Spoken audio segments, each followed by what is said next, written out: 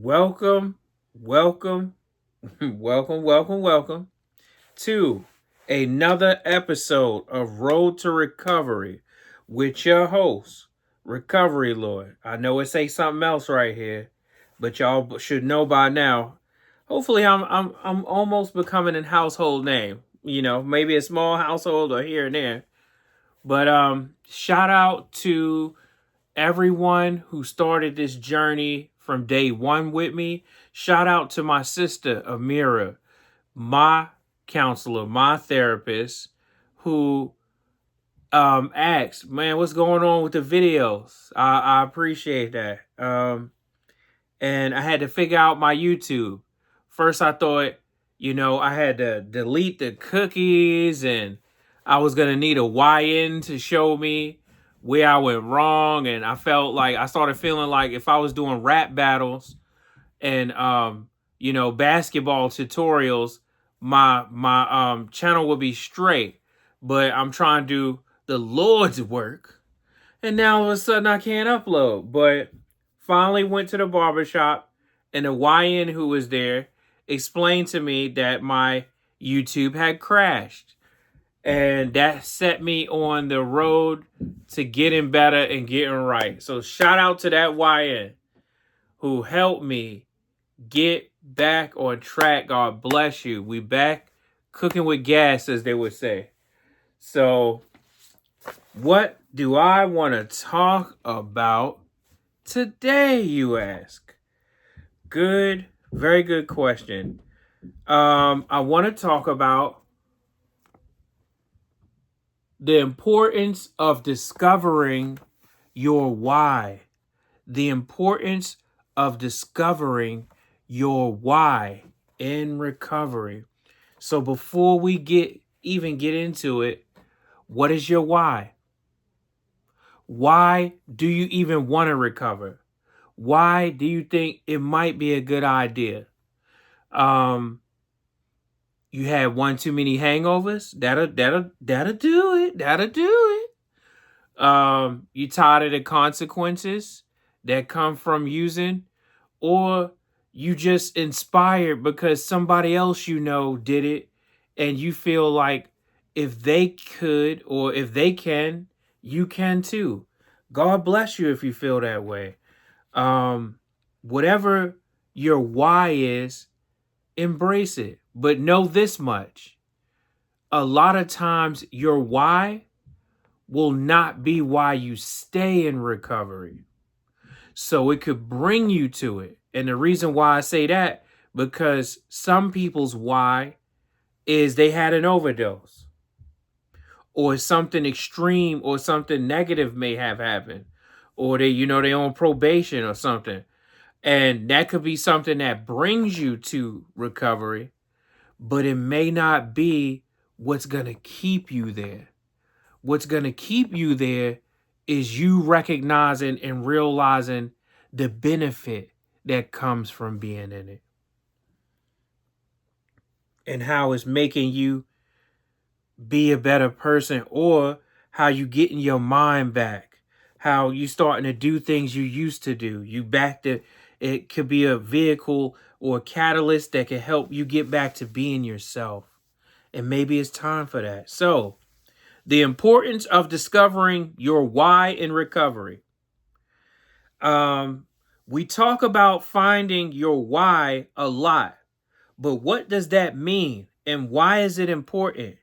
Each day we live, most people seek purpose.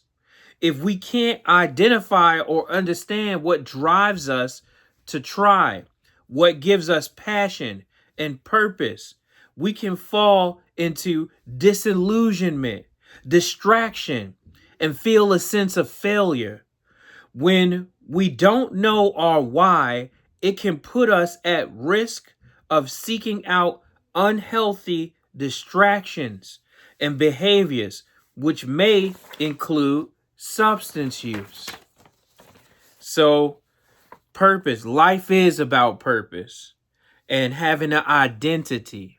And to be more specific, as much as possible, having a positive identity, overcoming identity, a persevering, somebody who refuses to give up, because this world will try its best to break your spirit.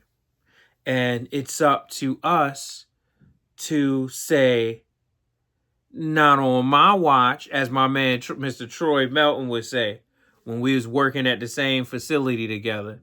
Them kids would try to turn up and have uprisings, and my man would be quick to say, not on my watch. So, first point of reference is this, and consider this for a second. Why is a gatekeeper? That's pretty deep. That's one of the reasons why it's important to comprehend and understand and understand your why. Because why is a gatekeeper.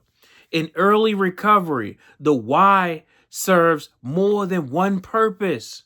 The why is a gatekeeper between the past and the present. That's deep. Your why is the bridge between the past, who you were, the present, and your potential future. And how does this play into addiction? Because in addiction, some people are stuck in who they were. Not only that, they say change people, places, and things. Some people have people around them that are stuck with only accepting and allowing the person they used to be. They won't allow you to get better. They won't allow you to not forget how you screwed them over 4 years ago, how you made that bonehead decision 3 years ago. And they want you to stay there because they know you staying there minimizes you and keeps you small. And they want to put you in that little pocket that's above your right pocket. In Baltimore, they call that the stingy pocket. Why is a gatekeeper between the past and the present?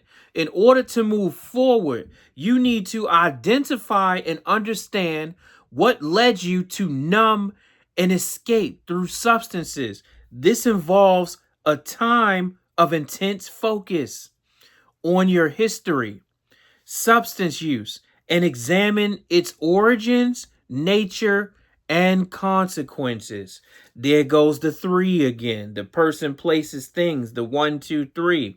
We talking about the origins, nature, and the consequences because we're trying to heal the me, the myself, and the I. And I learned in church this Sunday that the number 3 is a spiritual yes. It's the number of agreement. And that's because all those aspects of you are in concordance with one another. And it does say this much before I get back into the reading. It says, acknowledge and focus on your history, but you use it to learn.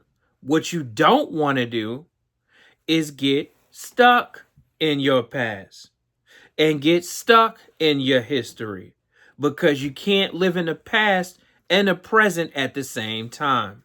You gotta pick. This is necessary to reach a better understanding of what lies behind substance use, the circumstances, situations, and relationships that fed it, and how these manifested.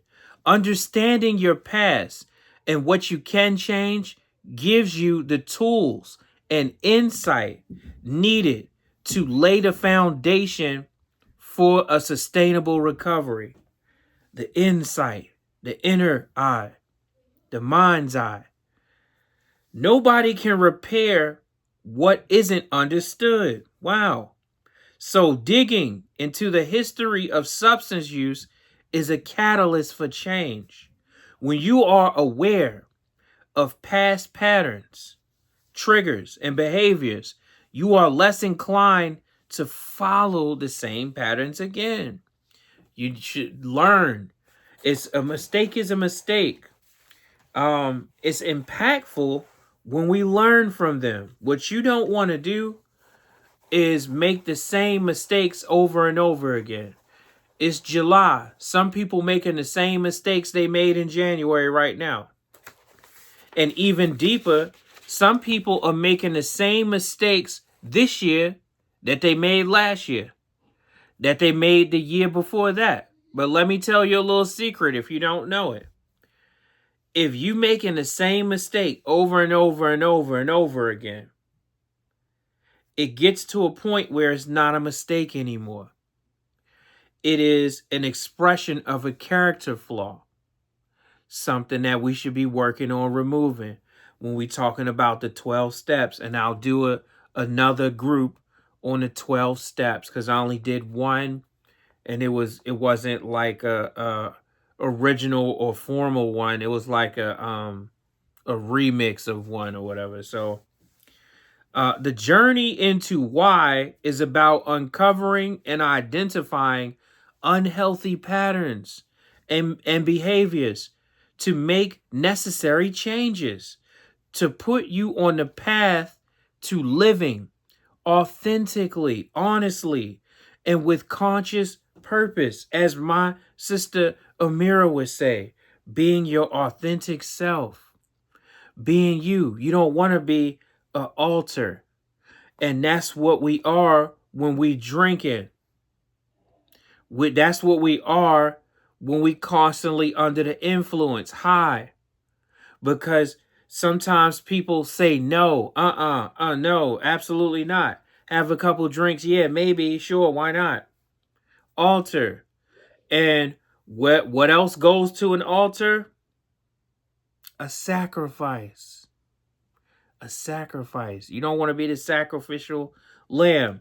Why is the way forward?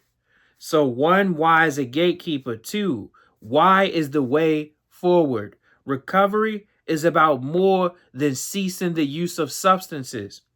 It's true that living with purpose and being fully present aren't possible when actively using substances. So abstaining from drugs and or alcohol use is a necessary first step. The next step involves healing your spirit and uncovering what makes you experience joy and purpose. Why? Because we know these are natural things. When you were a kid, didn't you experience joy? When you were experiencing this joy, weren't you sober? So that lets you know it's possible to experience these things without the use of that. How to discover your why? Many people feel a sense of loss or emptiness when they stop using substances. If you have spent years numbing, the absence of drugs and or alcohol can feel like a hole that you don't know how to fill. The time and energy spent on substance use leaves many people wondering, what now? Who am I without drugs or alcohol? What will I do? Who will I be? While this can be an uneasy feeling, the amazing part of a new beginning is you get to carve your own path, free from the restraints of substance use. You can be fully present, look deep within yourself, and live the life you want to lead. And it's scary. It's scary, not the unknown. The unknown is always scary. But let's be honest. That's why remaining an addict is scary also. What's the unknown in that? Even though it's something familiar, even though it's our go-to, and even though we get comfortable and feel it, we don't know what's in them pills. That's a fear of the unknown for your ass. And you depending on people who, stay dropping out, not going to school. You hope and pray they at least went to chemistry class before they cut school. And that was before lunch. Stop while we're ahead. Let's try, okay? Here are some questions you can ask yourself to help discover your why. First question to ask yourself is, what do I love? Active substance use usually involves feelings of shame, remorse, and guilt. So it may have been a while since you asked yourself this question. In early recovery, you have an opportunity to focus on your strengths. What lights you up? What you have always wanted to try, but somehow never had the chance or the intention. You can think back to before substance use, to the things you used to love to do. You can look at how you fill your days and ask yourself, do I love my job? Do I have hobbies or projects that bring me joy? Am I surrounded by loving, supportive people? Sometimes changes are necessary to live your why. You may need to change jobs or leave a toxic relationship to unclutter your path and allow your why to fully manifest. Maybe it's a season you outgrew some people. Maybe you're smart. You the smartest person, in a lot of conversations you have. Get paid for that intelligence. Go to school. I had somebody tell me, Mike, you're real smart. You're a smart guy, man. You don't have no business at this job, And I said, hey, you know what? You might be right, buddy. Even though I was 40 years old, let me take my monkey ass back to school. Voila, recovery lawyer. So, get back to something you had on the back burner. Maybe you write music. Maybe you make beats. Shout out to my nephew, Osiris, making them beats, Lone Wolf. It's something, do your passion. Do that. Do things that are healthy distractions. 2, how do I define fulfillment? To live authentically, which is essential to living your why, you need to understand how you define success and fulfillment. If you haven't been living true to your purpose, it may be because you have been living someone else's idea of how your life should look. Living authentically requires a degree of courage. It can be hard to make changes, but as you uncover and understand what you need to be fulfilled, it's important to look at everything. In recovery, you have the chance to live life as you define fulfillment and success and live true to your purpose. So when you drinking every day because somebody else made you mad, you live in the purpose they have for you. F you. F your feelings, F your emotions, F your mental health. They could care less. That's hurtful. But the key is you not caring also. Because the minute you do start caring, you look at things different. You look at remedies different. And you start looking at going to the bar, even if that worked as temporarily. If we talking about 6 months later, a year later, years later, that's not working anymore. Only thing that is doing now is hurting you. Is causing you to gain unnecessary weight and causing you potentially to have unnecessary health issues. So we gonna be strong and we gonna put that shit down and leave it down. 3, what are my values? Substance use often takes people away from their values, not towards them. When you are compromised by substances, you have put the substance in charge. In recovery, we regain the ability to live by our value system. Living your why requires you to identify and understand your core values and make every effort to live true to them. even if you don't fully understand everything about your why yet. By living true to your values, the right opportunities will come into your life. Everything I'm doing, just about everything I'm doing, is largely based on my recovery. Because when I was in active addiction, I was okay with popping pills out them trash cans and going to a job that I couldn't stand and working with people that was laughing at me and thought I was a joke behind my back and thought my life was entertaining and a joke. I was Alexander Hamilton, and they probably see me in meetings doing this dumb shit. And what were my values? Didn't really have any. Didn't care less. One of them was making sure I had nice sneakers. Life is bigger than that. Life is bigger. Ask yourself what your dreams are. It's never too late to dream. Maybe you always wanted to travel somewhere, or try fly fishing, or reconnect with an old friend. Maybe you secretly always wanted to own your own business, or try a new profession. Maybe you dream of having a life that isn't too hectic, so you can have more time for yourself and your family. The why lies in the heart of what makes you feel a sense of hope and purpose, even if these things can't be accomplished right away. Working towards a life of your dreams is at the very heart of discovering your why. Man, wow, very impactful. Very impactful. Discover that why.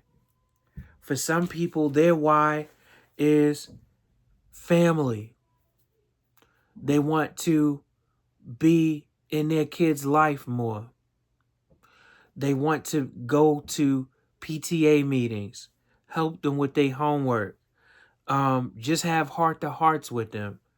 God bless you if that is. If it's spending more time with your kids, with your grandkids, if it's you wanting to live as long as you can, or feel as though you should, if it's going back to school, if it is starting a business, obtaining a license, you never know what you can do. I am Recovery Lord with an 8th grade education. The highest grade I went to was the 8th grade. And I went back to school and got a GED. And they got jokes. It's a good enough diploma and this or this and this or that. It opened doors for me. It got me where I needed to go. It could do the same for you. If you don't have your diploma yet and it's something you always thought about doing, do it. That'll give you purpose. And when you start getting those grades and this means something to you, so you put an effort into it and them grades looking good, don't you know how good getting B's, even if they C's, they passing, don't you know how good that's going to make you feel? Don't you know how strong it's going to encourage you to study more and get even better grades and go to even bigger plateaus and even more accomplishments? What's stopping you? One of the biggest answers to that is you. And if you've done that for X amount of time, please don't beat yourself up. Let's make a commitment that we changing today. Turn the page. Stop staying stuck on the same page. Turn the page.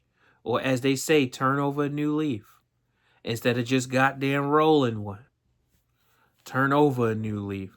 And if weed is a miracle drug, let's start seeing some of them damn miracles manifest in your life. And if they not, then it's not that. It's not the same for everybody, though.